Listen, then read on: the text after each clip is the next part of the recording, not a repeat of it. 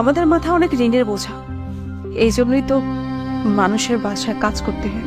সত্যি তোর কথা শুনে আসলে খুব খারাপ লাগছে। না না, ঠিক আছে, তুই বল তোর কি অবস্থা?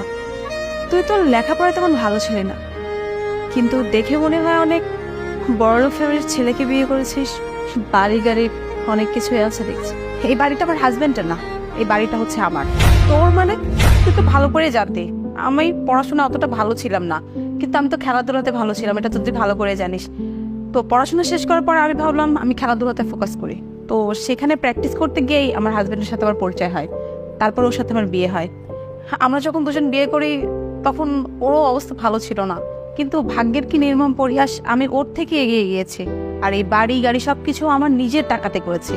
আর আমি তোকে সবসময় বলতাম, জীবনে সবকিছু কঠোর পরিশ্রম বা নিজের চেষ্টাতে হয় না, কিছু কিছু জিনিস ভাগ্যে তো থাকতে হয়।